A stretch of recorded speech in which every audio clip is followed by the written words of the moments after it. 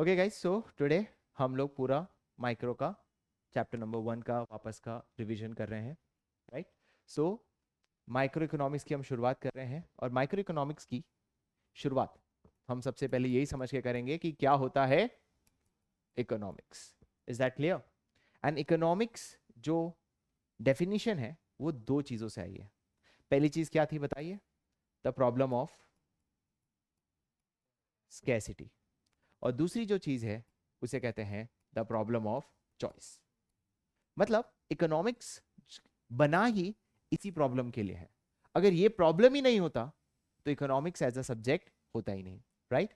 सबसे पहली प्रॉब्लम क्या फेस करेगा इसका? कौन? Scarcity. What is scarcity? Scarcity मतलब ये होता है कि सर जब हमारे पास कुछ चीजें जिसे कहते हैं रिसोर्सेस, और दूसरी होती है हमारी इच्छाएं जिसको बोलते हैं वांट्स। हम जीते हैं हमारी इच्छाएं पूरी करने के लिए, we all know that, right. और हमारी जो ये इच्छाएं है ना वो हमेशा कैसी रहेगी गाइस? Come on, unlimited. और उसको पूरी करने के लिए हमें क्या चाहिए बताइए? रिसोर्सेस। और इसके सामने हमारे जो रिसोर्सेस होंगे वो हमेशा कैसे होंगे बताइए? लिमिटेड। और क्योंकि हमारे रिसोर्सेस लिमिटेड है और हमारे जो वांट्स है वो कैसे हैं बताइए? Unlimited. We all face the problem of scarcity, है ना। फॉर एग्जाम्पल आप कोई भी रिसोर्सेस ले लो। फॉर एग्जाम्पल आज की हम बात करें तो क्रूड ऑयल। क्रूड ऑयल कैसा रिसोर्सेस है जिससे पेट्रोल बनता है, डीजल बनता है, केरोसिन बनता है, प्लस जेट फ्यूल भी बनता है जो प्लेन्स में यूज होता है। हमारी जो इच्छाएं हैं वो इतनी ज्यादा है कि उसके सामने जो हमारे रिसोर्सेस हैं वो क्या है? लिमिटेड है या अनलिमिटेड है? लिमिटेड है। इसलिए हमारा देश किस प्रॉब्लम को फेस कर रहा है बताइए? स्कैसिटी। जैसे कल हमारे प्रधानमंत्री ने क्लियरली क्या बोला कि देखो तकलीफ आ रही है, डीजल पेट्रोल हमारे पास इतने नहीं है, आप प्लीज बाहर मत जाइए, गोल्ड मत खरीदिए, क्योंकि आप गोल्ड और बाहर से जाओगे तो यूएस डॉलर तुम डिमांड करोगे तो सरकार के पास उतने डॉलर्स नहीं होंगे, और जब डॉलर्स ही नहीं होंगे तो हम ये चीजें खरीद नहीं पाएंगे। तो कंट्री ये प्रॉब्लम फेस कर रही है। इस प्रॉब्लम को हम क्या बोलते हैं guys? Come on, the problem of scarcity. क्या एक इंडिविजुअल ये प्रॉब्लम फेस करता है? जी हाँ सर, इंडिविजुअल की भी तो बहुत सारी इच्छाएं होती हैं, राइट। इंडिविजुअल की इच्छाएं होती है मुझे घूमने जाना है, इंडिविजुअल की इच्छाएं होती है कि मुझे वर्ल्ड टूर करना है, मुझे लग्जरी गाड़ी खरीदनी है, लग्जरी घर खरीदना है, अमेजिंग कपड़े खरीदने हैं, और एंटरटेनमेंट के लिए बहुत सारी चीजें इच्छा है। क्या सारे पूरे हो सकते हैं? क्योंकि उसके लिए सबसे इंपॉर्टेंट चीज क्या है? उसके लिए क्या चाहिए बताइए? पैसा। और पैसा हमेशा क्या रहेगा बताइए? लिमिटेड या अनलिमिटेड? और उसके सामने हमारी इच्छाएं कैसी होगी? Unlimited. So we all face the problem of what? Scarcity. तो मोदी जी के सामने भी आया ये स्कैसिटी की प्रॉब्लम। मोदी जी के सामने ये प्रॉब्लम आई कि देखो सर हमारे देश में क्रूड ऑयल नहीं है, हमें चाहिए उसके लिए यूएस डॉलर। तो यहां समझ लो यूएस डॉलर जो है वो रिसोर्स हो गया। अब मोदी जी को क्या प्रॉब्लम आ रही है? क्योंकि हमारे देश में यूएस डॉलर की कमी है। क्यों कमी है? क्योंकि पहला चाहिए किसके लिए बताइए? क्रूड ऑयल लाने के लिए। दूसरा, हम बहुत ज्यादा गोल्ड खरीदते हैं तो गोल्ड इंपोर्ट में भी चाहिए डॉलर। तीसरा, हमें इसलिए चाहिए, हमें गोल्ड खरीदने के लिए भी चाहिए। तीसरा, हमें क्यों चाहिए बताइए? सर हमें ना ट्रैवल करते हैं तो टूरिस्ट को बहुत सारा क्या चाहिए? डॉलर्स चाहिए। चौथा, हम लोग कुछ और इंपॉर्टेंट आइटम्स इंपोर्ट करते हैं तो उसके लिए भी चाहिए। ये सारी हमारी इच्छाएं हैं। उसके सामने जो रिसोर्सेस है यूएस डॉलर, ज्यादा है या कम है? कम है। इसलिए हमारा देश कौन सी प्रॉब्लम फेस कर रहा है? Problem of scarcity. अब मोदी जी को क्या करना पड़ रहा है? चॉइस। क्या चॉइस करना पड़ रहा है? चॉइस इसलिए करना पड़ रहा है कि अब ये पैसे कहां यूज करे और कहां यूज ना करे। तो मोदी जी ने कल क्या कहा? देखो गोल्ड मत इंपोर्ट करो, देखो बाहर ट्रैवल मत करो, क्योंकि हमारे पास ज्यादा डॉलर्स, और हमें डॉलर ज्यादा कहां यूज करना है? क्रूड ऑयल और इंपॉर्टेंट आइटम। अदरवाइज देश में क्या आ जाएगी बताइए? तकलीफ। Is that clear? तो हमारे देश में क्या करना पड़ा बताइए? चॉइस। चॉइस इसलिए करना पड़ा बिकॉज ये सारे जो रिसोर्सेस है इन सब के बहुत सारे क्या है guys? Come on, alternative use. क्या है बताइए? Alternative use. तो इतने सारे यूज है और हमें क्या करना पड़ रहा है बताइए? चॉइस।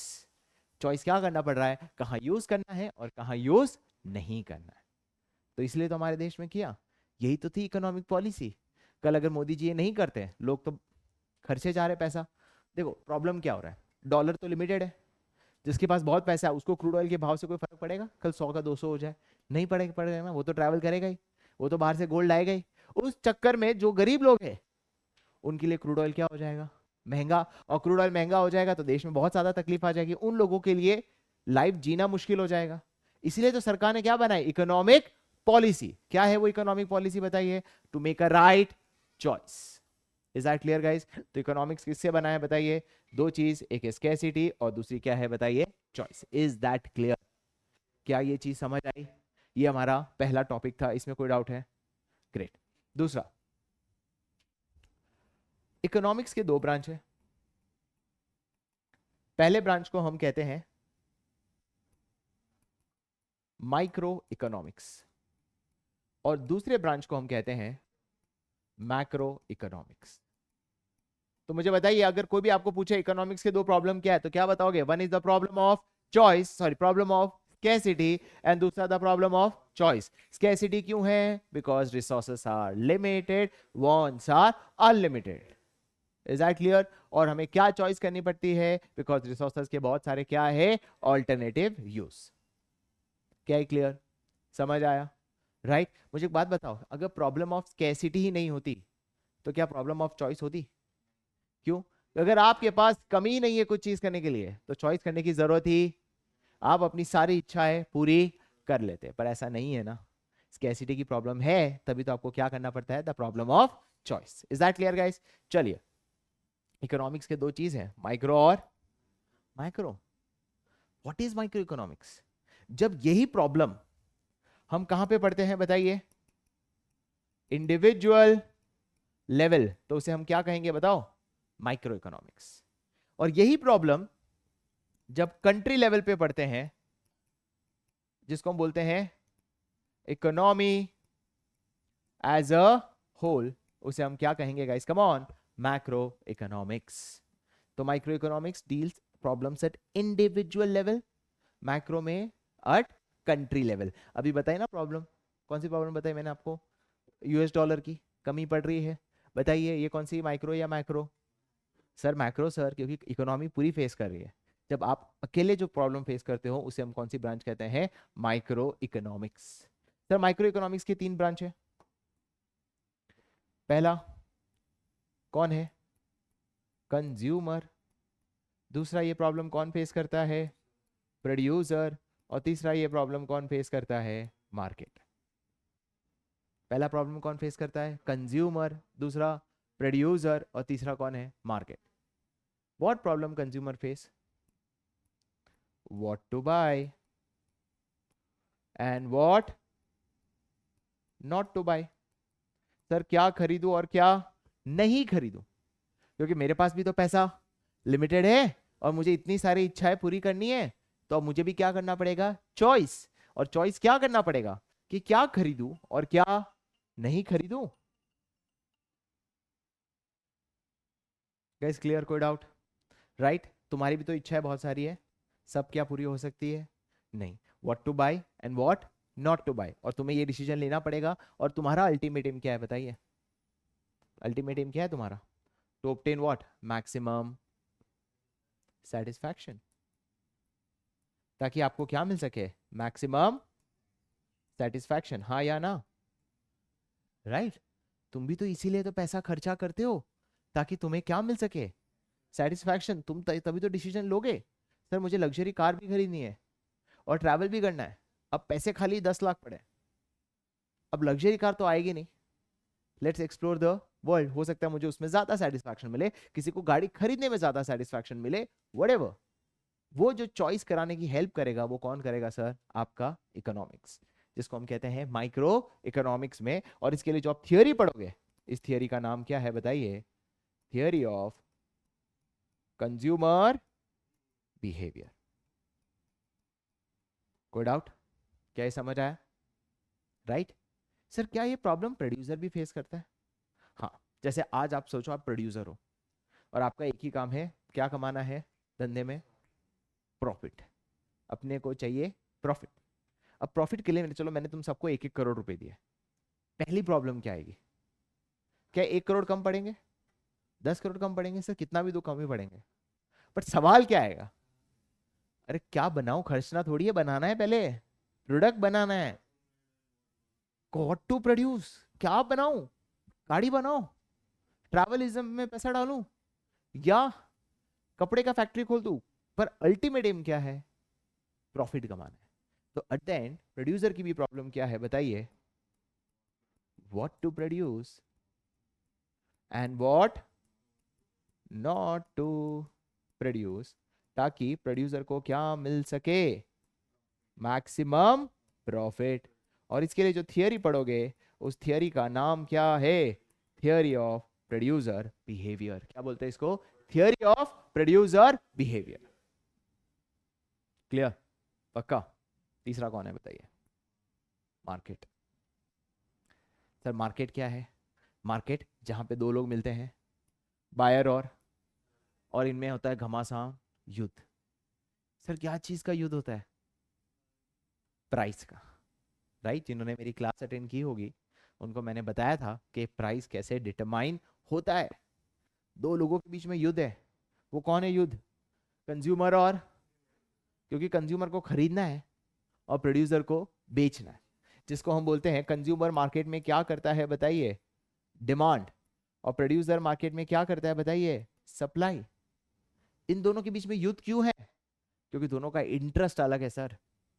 समझो, ये बॉटल खरीदनी है, कंज्यूमर का पर्पस है कि इसको सस्ते से सस्ते में खरीदे, क्योंकि उसके पास भी कोई पैसा अनलिमिटेड, उसके पास लिमिटेड पैसा है और वो हर जगह इस तरह से एलोकेट करना चाहता है ताकि उसको क्या मिल सके, मैक्सिमम सेटिस्फैक्शन। किसके पॉइंट ऑफ व्यू से बात चल रही है, कंज्यूमर। अब तुम प्रोड्यूसर में सोचो, प्रोड्यूसर को ये ऊंचे से ऊंचे भाव में बेचना है ताकि प्रोड्यूसर को क्या मिल सके, क्योंकि उसके पास भी अनलिमिटेड पैसा। दोनों का इंटरेस्ट कॉन्फ्लिक्ट होगा, लड़ाई होगी। ये लड़ाई वो कुश्ती वाली लड़ाई नहीं है, यहाँ जो लड़ाई होती है उसे बोलते हैं bargaining, right.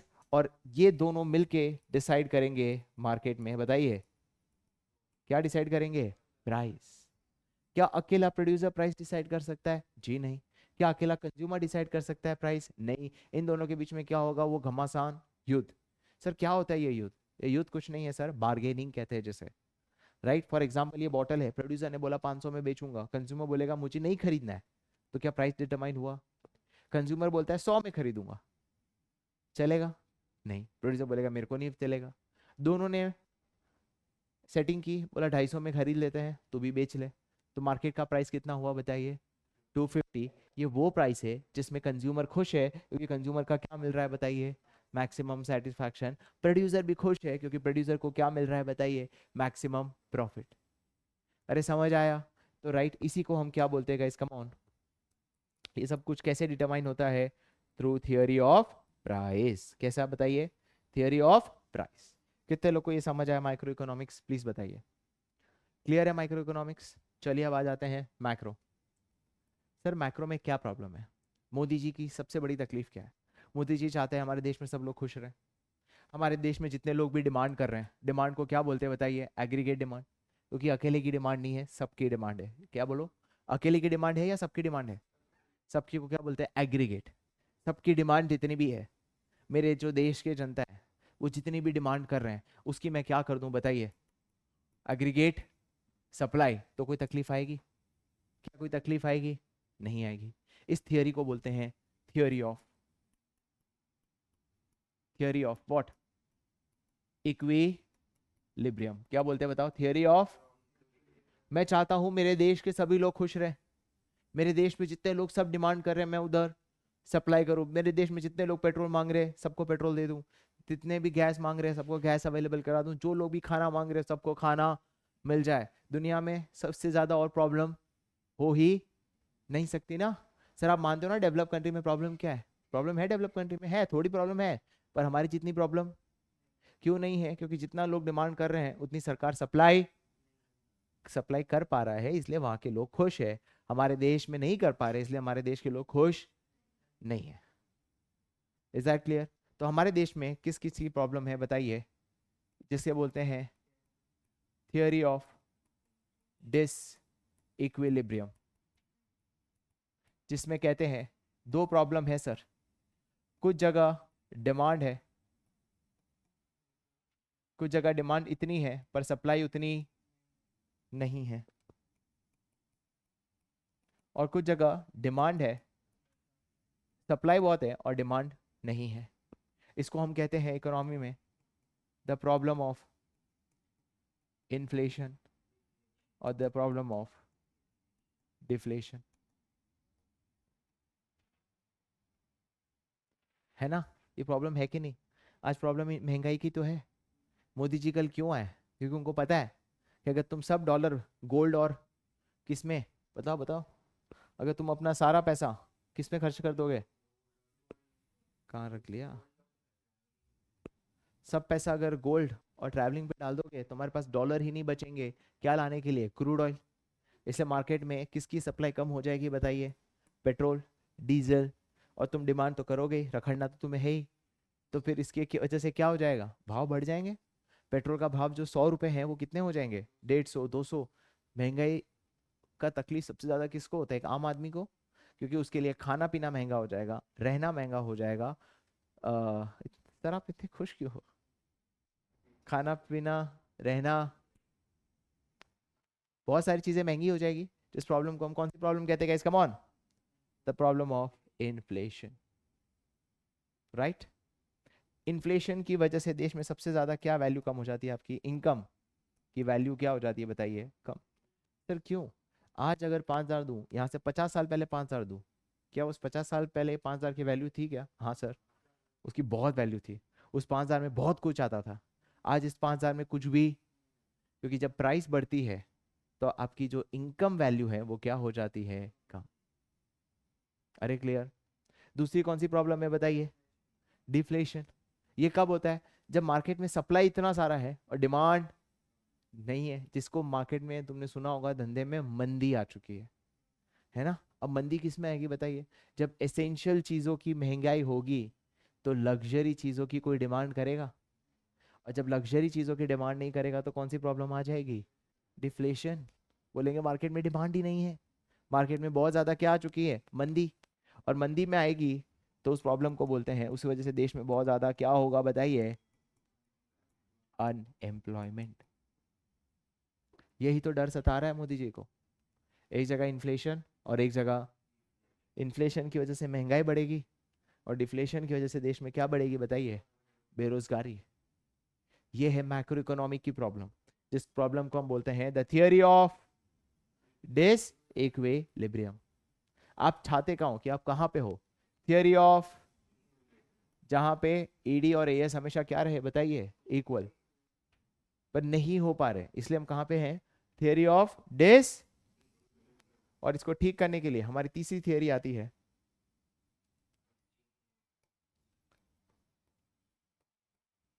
Theory of correction of what?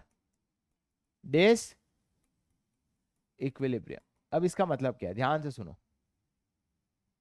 तुमने कभी पेंडुलम देखा कैसे वर्क करता है? पेंडुलम, ये पेंडुलम है, तो उसके ना, वो हमेशा एक रेंज में घूमता रहता है। कभी इधर जाता है, ये उसको पुश करता है और फिर उसको इधर भेजता है, और वो इसी रेंज में रहता है। समझो ये साइड जो है वो तुम्हारा इन्फ्लेशन है और ये साइड जो है वो तुम्हारा डिफ्लेशन है। यहाँ पे दो लोग बैठे हैं, एक है सरकार और आरबीआई। इधर भी एक सरकार और एक आरबीआई। जब बहुत ज़्यादा इन्फ्लेशन होगा, सरकार आएगी उसको रोकेगी और किस तरफ भेजेगी?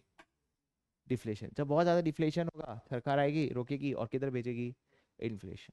आज अगर आपके प्रोडक्ट के भाव 7 या 10% बढ़ते हैं तो लोगों को फर्क नहीं पड़ता, क्योंकि एवरेज है, इतना तो बढ़ता ही है। पर अचानक 50% बढ़ जाए तो फर्क पड़ेगा। तो वो कैसी करेगी? जैसी इकोनॉमी किस तरफ जा रही है बताइए? वो धक्का देके किस तरफ भेजेगा? डिफ्लेशन। जैसे डिफ्लेशन की तरफ जा रही है, वो धक्का बेच के कहाँ भेजेगा बताइए फिर से? इन्फ्लेशन। कहने का मतलब ये है कि आपका काम है करेक्ट करना।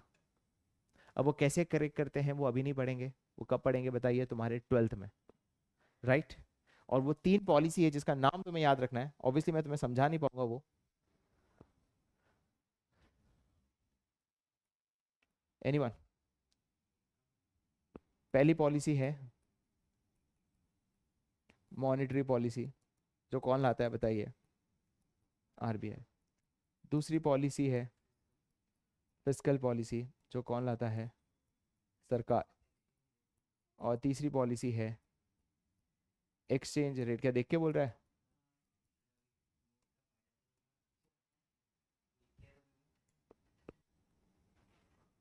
सर समझ आया? ये है पूरा पूरा branch of micro and macro.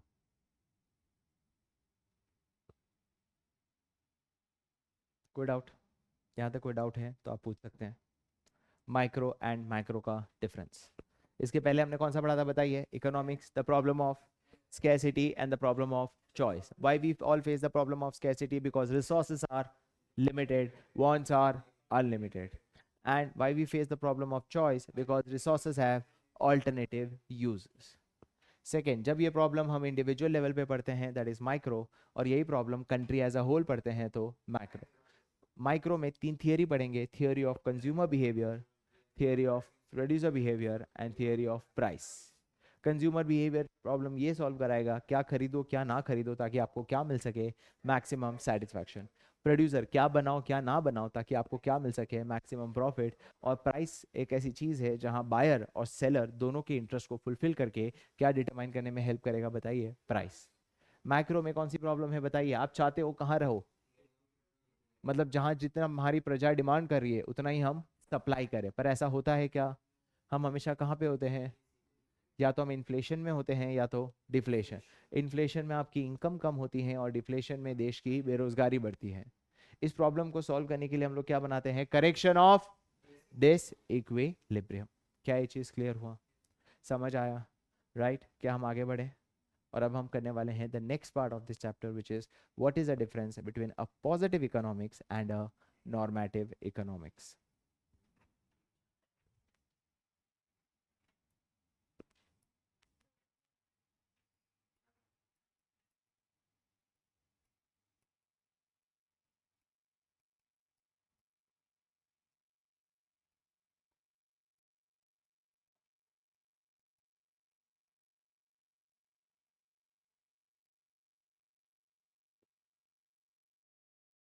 ये गाइस, अब हम बात करने वाले हैं दो टाइप की इकोनॉमिक्स की, पॉजिटिव और नॉर्मेटिव। हम जब भी इकोनॉमिक्स में बात करते हैं हम इकोनॉमिक इश्यूज के बारे में बात करते हैं। You all agree? राइट? अगर मैं कोई भी इकोनॉमिक इश्यूज के बारे में बात कर रहा हूं, चाहे वो इकोनॉमिक इशू पास्ट के बारे में हो, प्रेजेंट के बारे में हो या फ्यूचर के बारे में हो, अगर मैं कोई भी स्टेटमेंट या कोई भी इकोनॉमिक इशू के बारे में बता रहा हूं, चाहे वो पास्ट हो चाहे वो प्रेजेंट हो या वो फ्यूचर हो, और उसका बेसिस है तुम्हारी फैक्ट्स एंड फाइंडिंग्स, उसे हम क्या कहते हैं? Positive economic. हम ये इसलिए पढ़ते हैं ताकि हम प्रायोरिटी डिसाइड करें कि कौन सी प्रॉब्लम को अभी फोकस करना है और कौन सी प्रॉब्लम को बाद में। What is positive economics? Positive economics says what is the problem you are facing now, it does not say the problem you will face in future. समझ आया? मैं एग्जांपल देता हूं। आज सब कोई कौन सी प्रॉब्लम फेस कर रहा है? Problem of LPG cylinder, gas, इन सब की शॉर्टेज है। ये प्रॉब्लम जो है ये पॉजिटिव है क्योंकि ये क्या सिचुएशन की बता रहा है? प्रेजेंट। और क्या बेसिस पे कह रहे हैं? Facts and findings.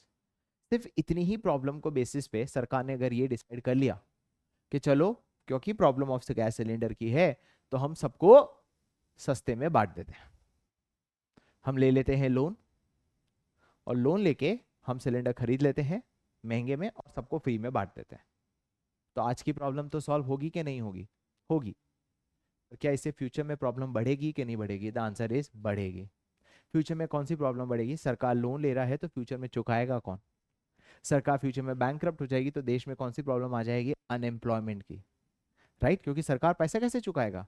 सिर्फ आप आज की सिचुएशन के बेसिस पे, आज के फैक्ट्स के बेसिस पे इकोनॉमिक्स की प्रॉब्लम को सॉल्व कर रहे हो, तो आप कौन सी इकोनॉमिक्स को छोड़ रहे हो बताइए? नॉर्मेटिव। नॉर्मेटिव इकोनॉमिक्स क्या है? ये इकोनॉमिक इश्यूज के बारे में बताता है जो आज नहीं है पर कब हो सकता है बताइए? फ्यूचर। और ये सिर्फ और सिर्फ एक ओपिनियन है। हर किसी का ओपिनियन ले सकते हैं या इकोनॉमिस्ट का ही ले सकते हैं? इकोनॉमिस्ट का। राइट? इसका मतलब जब आप नॉर्मेटिव इकोनॉमिक्स की बात कर रहे हो, आप वो इकोनॉमिक इशू की बात कर रहे हो जो आज का नहीं है सर, वो क्या है? फ्यूचर का, जो सिर्फ और सिर्फ ओपिनियन है, अभी होने ही नहीं है पर हो सकता है। मैं एग्जांपल देता हूं। देश में गरीबी है, समझो एक पॉलिटिकल पार्टी ने आके क्या कहा कि चलो देश में गरीबी है ना, हमारे पास पैसे बड़े हैं ना, सबको फ्री में इलेक्ट्रिसिटी बांट देते हैं, सबको फ्री में गैस बांट देते हैं, फ्री में पानी दे देते हैं। इसके लिए खर्चा होगा, हाँ होगा, पर हमारी कौन सी प्रॉब्लम सॉल्व हो जाएगी? जो अभी की प्रॉब्लम है। सिर्फ इतना ही हम इकोनॉमिक्स को देख रहे हैं, तो हम कौन सी इकोनॉमिक्स की बात कर रहे हैं? पॉजिटिव। पर उसमें आके एक इकोनॉमिस्ट ने बोला कि सर अगर आप ये आज करोगे तो आज तो आपको तकलीफ सॉल्व हो जाएगी, बट फ्यूचर की प्रॉब्लम्स बढ़ने वाली है। उसने बोला क्या प्रॉब्लम बढ़ने वाली है भाई? अगर आज आप इन सब पे पैसा खर्चा करोगे तो आप एजुकेशन के लिए पैसा नहीं खर्च कर रहे हो, आप अच्छे हेल्थ इंफ्रास्ट्रक्चर पे पैसा नहीं कर रहे हो, आप अच्छा इंफ्रास्ट्रक्चर नहीं बना रहे हो, जिससे आपकी देश के जो लोग हैं वो फ्यूचर में भी हमेशा क्या रहेंगे बताइए? गरीब। पहली चीज गरीब ही रहेंगे। और दूसरा दूसरा इस प्रॉब्लम के बाद आप कितनी बार फ्री में दोगे? कभी ना कभी अगर आपके पास इनकम नहीं आएगी तो फ्यूचर में आप ये प्रॉब्लम को सॉल्व नहीं कर पाओगे, फ्यूचर में ये तकलीफ और ज्यादा बढ़ने वाली है। आज नहीं है पर और बढ़ेगी ये प्रॉब्लम। तो ये एक सिर्फ इकोनॉमिक इशू जो किसका है बताइए? ओपिनियन। किसका ओपिनियन है बताइए? इकोनॉमिस्ट का। Is that clear guys? समझ आया? तो इकोनॉमिक्स को दोनों एंगल से देखना चाहिए, सिर्फ पॉजिटिव इकोनॉमिक्स मतलब आज की सिचुएशन नहीं, आपको ये भी देखना चाहिए कि फ्यूचर में इसकी वजह से क्या होने वाला है। जब फ्यूचर की बात भी आप करोगे तो कौन सी इकोनॉमिक्स से? कम ऑन वो नॉर्मेटिव। पर ये क्योंकि फ्यूचर है तो ये सिर्फ और सिर्फ किसका ओपिनियन कंसीडर करता है बताइए? इकोनॉमिस्ट का। Sir clear? राइट? समझ आया? राइट? सेकेंड,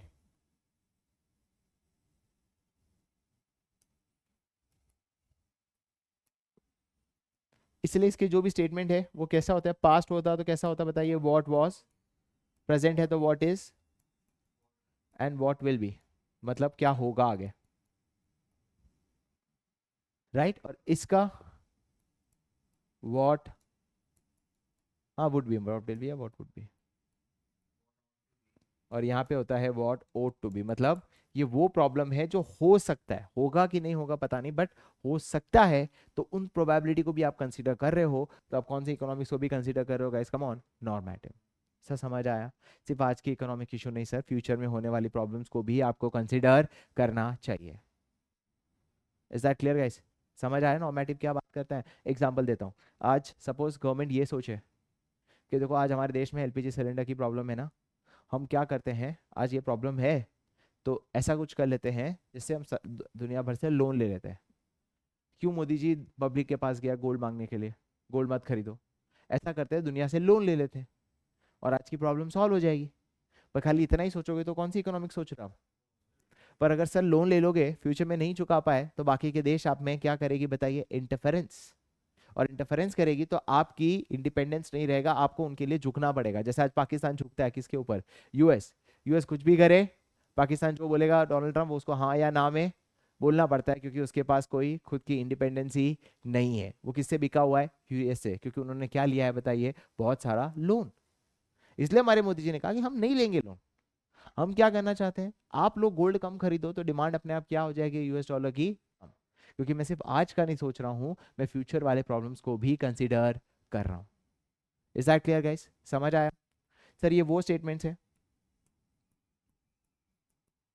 जो वेरीफाइबल फॉर ट्रूथ है। इसका मतलब क्या होता है? ये वो स्टेटमेंट है जो वेरीफाइबल फॉर ट्रूथ है, मतलब आप वेरीफाई कर सकते हो कि जो भी आप कह रहे हो वो सही कह रहे हो या गलत। क्योंकि आप क्या बेसिस पे कह रहे हो बताइए? फैक्ट्स, है ना? यू ऑल नो, आज अगर कोई आके बोले हम एलपीजी सिलेंडर की प्रॉब्लम फेस नहीं कर रहे, तो तुम वेरीफाई कर सकते हो कि आप गलत बोल रहा हूँ या सही बोल रहा हूँ? गलत बोल रहा हूँ, क्योंकि there is a fact which clearly saying sir problem तो है, आप प्रॉब्लम को मना नहीं कर सकते, है ना? फ्यूचर में इसकी वजह से बाकी देश लोग इंटरफेरेंस कर सकते हैं, इसका कोई वेरीफाइबल है? नहीं। क्यों नहीं है वेरीफाइबल बताइए? क्योंकि ये फ्यूचर में हो सकता है, इसलिए ये वेरीफाइबल ये नहीं है। क्या ये चीज समझ आई जो मैंने कहा?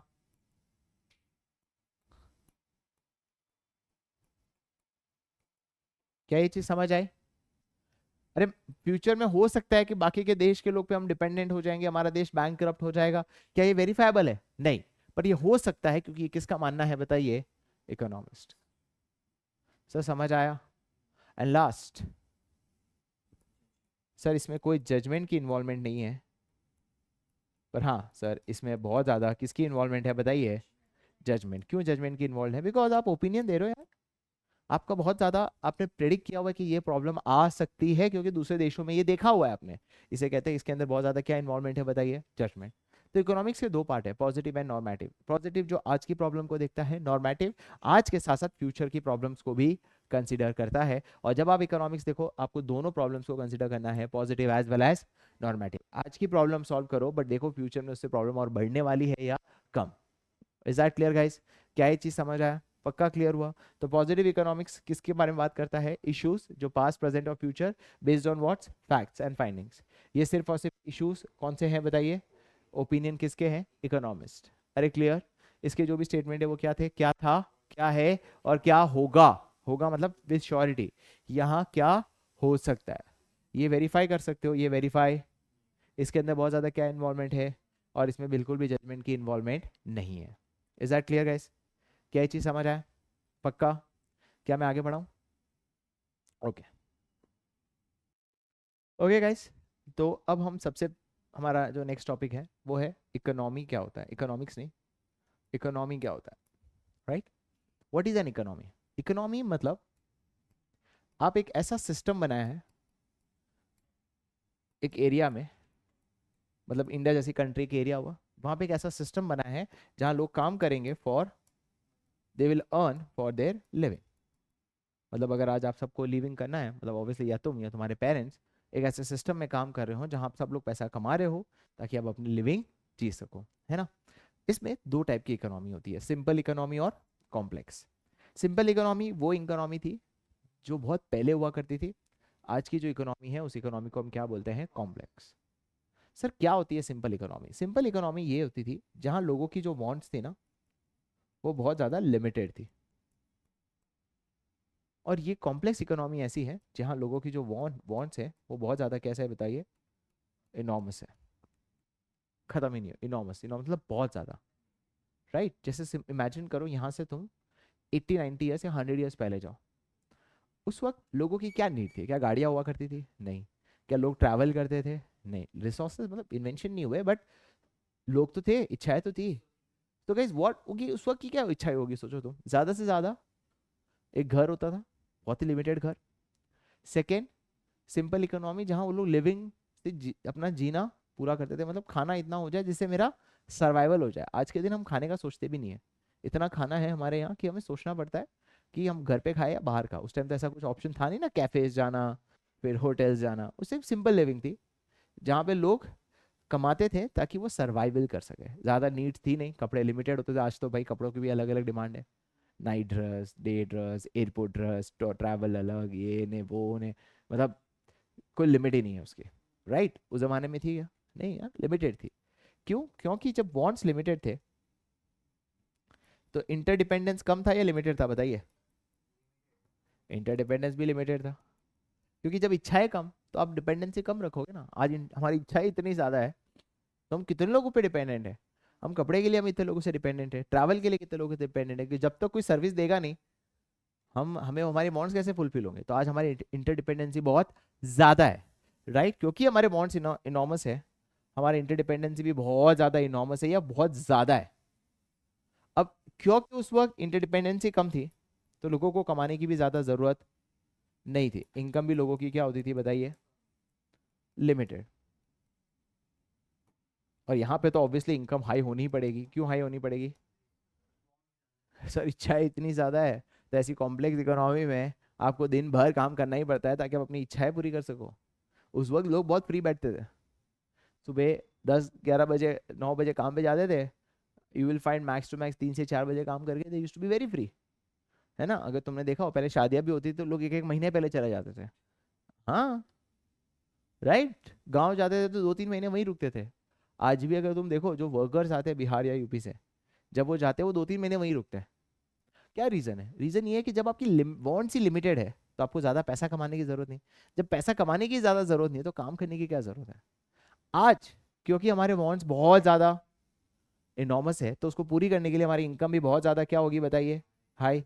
तो इंटर हाई होगी तो ऑब्वियस की बात है कि आपका पैसा ज़्यादा होने के लिए आपको काम भी बहुत ज़्यादा करना पड़ेगा। इसलिए आज की दुनिया में किसी के पास टाइम नहीं है कि वो अपने लिए निकाले, वो पूरा दिन भागता रहता है पैसा कमाने के लिए, क्योंकि उसकी इच्छाएं बहुत ज़्यादा है। तो आज हम जिस इकोनॉमी में रहते हैं उस इकोनॉमी को कौन सी इकोनॉमी कहते हैं? A complex economy. और पहले ज़माने में जो इकोनॉमी थी वो कौन सी इकोनॉमी थी guys? Come on, simple economy. यहाँ पे एक्सचेंज, एक्सचेंज हर कोई एक्सचेंज कर रहा है, क्या चीज़? Goods and services. वो यहाँ पे बहुत क्या थी बताइए? लिमिटेड। और यहाँ पे एक्सचेंज बहुत ज़्यादा कैसा था? हाँ, आज बहुत ज़्यादा गुड्स एंड सर्विसेज का एक्सचेंज होता है, इसलिए इनकम ज़्यादा, इनकम ज़्यादा तो वांट ज़्यादा, वांट ज़्यादा तो इसीलिए हमारे देश को कौन सी इकोनॉमी कहते हैं? कॉम्प्लेक्स। पहले ज़माने की इकोनॉमी कौन सी थी? Simple. Now you guys tell me which was the better economy, simple और complex? Obviously it was simple economy, क्योंकि आप कितनी भी इच्छाएं पूरी कर लो, एट द एंड आपको चाहिए हैप्पीनेस, और हैप्पीनेस चीज़ों लाने से नहीं होती है। You should have a time for yourself. मतलब आप आज लोगों के पास टाइम नहीं है, you are in a very great time because तुम उस ज़माने में हो, उस ज़माने में क्या, उस टाइम पे हो जहाँ तुम्हें सिर्फ पढ़ाई करना है, ट्यूशन जाना है, बाकी यू हैव इनफ टाइम, आप दोस्तों के साथ मिलते हो। पर आप तुम देखते होंगे अपने सोसाइटी में बड़े जैसे जैसे होते हैं, धीरे धीरे दोस्तों के लिए टाइम निकालना कम हो जाता है, पर्सनल टाइम कम हो जाता है, पूरा दिन आपका कहाँ चला जाता है? ऑफिस, ऑफिस का रूटीन, और एक टाइम फ्री रहता है, वो क्या होता है बताइए? Sunday. And that is also right now busy. क्यों? क्योंकि हम एक कॉम्प्लेक्स इकोनॉमी में पार्ट है। Is that clear guys? तो नेक्स्ट में हम पढ़ेंगे कि ये जो इकोनॉमिक सिस्टम है वो कौन बनाता है, क्या वो सेंट्रल कंट्रोल्ड है या फ्री इकोनॉमी है। Is that clear guys? आज की क्लास यहीं पे खत्म।